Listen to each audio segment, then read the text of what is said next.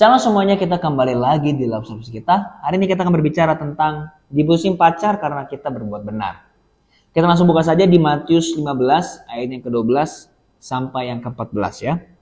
Maka datanglah murid-muridnya dan bertanya kepadanya, "Engkau tahu bahwa perkataanmu itu telah menjadi batu sandungan bagi orang-orang Farisi?" Jawab Yesus, "Setiap tanaman yang tidak ditanam oleh Bapakku yang di sorga akan dicabut dengan akar-akarnya. Biarkanlah mereka orang buta yang menuntut orang buta. Jika orang buta menuntut orang buta, pasti keduanya jatuh ke dalam lubang." Nah, ini adalah background yang dimana Tuhan Yesus itu menegur orang Farisi itu tentang adat istiadat Yahudi. Bahwa intinya adalah, ini saya kasih intinya saja, orang-orang Yahudi ini atau orang-orang Farisi ini, dia itu terlalu menuhankan adat istiadat sehingga dia lupa bahwa tujuan dari Tuhan memberikan Taurat itu adalah kasihilah Tuhan Allahmu dan kasihilah sesamamu. Yang Tuhan mau itu adalah kita itu harus mengasihi manusia, tetapi mereka salah cara mengaplikasikannya. Makanya Tuhan bilang apa? Dan pada saat itu murid-muridnya punya pemikiran begini, sebenarnya orang Farisi itu ada benarnya. Ada benarnya kenapa? Ya demi adat istiadat loh. Gitu kan? Ini juga pernah saya bahas ini ya kan. Dan disinilah makanya dikatakan apa? Engkau tahu bahwa perkataanmu itu telah menjadi batu sandungan bagi orang-orang Farisi. Nah, kadang-kadang kalau kita berpacaran misalnya, kita mungkin punya pemikiran, gua sebenarnya salah nggak sih melakukan hal ini? Sebenarnya apa yang gua lakukan ini salah nggak? Sekalipun sebenarnya kamu tahu bahwa ini sebenarnya benar, tapi kamu kayak masih tertuduh gitu. Nah, ini dia yang saya mau kasih tahu. Kalau kamu sudah melakukan firman Tuhan dengan baik, misalnya contoh kamu diajak ke hotel sama pasanganmu, ya jangan. Tapi nanti pasanganmu bilang, ya berarti kamu gak cinta aku, kamu gak sayang aku, dan sebagainya. Kamu merasa bersalah. Jangan merasa bersalah. Artinya berarti nanti saya nanti diputusin atau apa ya. Cuma ada banyak kok. Kalau dia udah kayak gitu ya sudahlah. Pindah aja. Kenapa? Dia udah merasa dia udah nggak baik.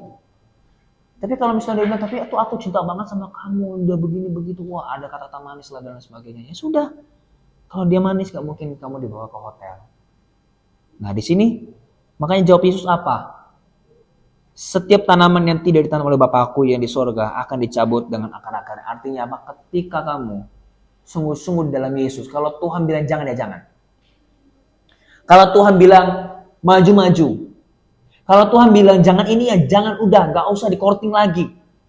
Kalau Tuhan bilang jangan ciuman dulu, ya sudah. Tapi Tuhan kalau misalnya bibirnya hanya begini doang atau mungkin di sini doang boleh enggak? Enggak. Udahlah, gak usah di-courting. Nanti juga bisa kalau udah nikah kok. Ya. Makanya Tuhan bilang apa jawabannya lagi? Biarkanlah mereka itu. Kalau kamu sudah berbuat benar, biarkanlah. Dan kamu sudah berbuat benar dan dia malah mengancam putus atau apa, biarin. Gak apa-apa kok. Kamu berkualitas justru. Justru kalau kamu sama dia makin hancur. Kecuali kalau dia bertobat ya. Tapi kalau dia gak bertobat terus menerus, tinggalin. Gak usah, ngapain. Baik itu cowok, baik itu cewek. Dan ini bukan hanya bicara tentang seks doang. Tapi kalau misalnya dia nih, kamu misalnya punya pacar, cewek. Kamu punya tujuan untuk menikah, untuk meraih uang gitu ya, untuk mencari uang bersama-sama, tapi dia selalu aja beli ini, beli itu. Masih mending itu emang perlu, ini yang sama sekali belum dulu, nanti suatu saat bisa dibeli, tapi dia beli terus. Terus dia ngomong begini, kamu gak cinta aku? Kamu emang gak mau lihat aku cantik? Lah, bukan gak mau lihat kamu cantik. Tapi kan karena kita ini memang lagi susah, kita mau menikah, atau juga nanti bisa kok, kecantikan itu kan bisa nanti. Tapi kalau nikah kan sekali seumur hidup. Dan ketika saat itu dia ngomong, ya udahlah kalau gitu kamu nggak sayang aku, udah kita putus aja, ya udah. Langsung putus. Biarkanlah mereka itu. Mereka orang buta yang menuntut orang buta. Jika orang buta menuntut orang buta, pasti keduanya jatuh ke dalam lubang. Dia sudah buta. Kita yang nggak buta secara rohani, kasih tahu dia dan dia nggak mau, ya sudah. Biarkanlah dia jatuh. Kalau dia misalnya mengancam putus, ya sudah. Selama kamu berbuat kebenaran, kamu tidak salah, kamu tetap orang yang berkualitas. Justru dia yang gak berkualitas. Nanti suatu saat kalau kamu pun seandainya nih ya, kalau kamu putus sama dia karena dia itu sudah males sama kamu karena kamu berbuat benar, nanti dia yang rugi. Nanti suatu saat kalau kamu nanti sudah entah jadi apa, Tuhan kasih dengan luar biasa, nanti dia pasti datang lagi. Saya ada satu kasus yang dimana saya punya anak rohani saya gitu ya. Saya punya anak rohani, ada didik saya. Itu dia pada masih sekolah dia pacaran ya, namanya anak muda gitu kan ya, masih SMA gitu kan, SMP SMA. Di situ dia suka banget dengan satu cewek, tapi ceweknya ini nggak suka karena ya begitu, dia gayanya itu ya seperti orang-orang dianggap mereka itu culun lah, sering dibully dan lain sebagainya. Tapi saya bilang sama dia, Dek, kamu jangan kayak gitu, kamu tingkatkan kualitasmu saja lah, udahlah tingkatin kualitasmu, nanti lihat dia yang rugi nanti ketika kamu gak sama dia.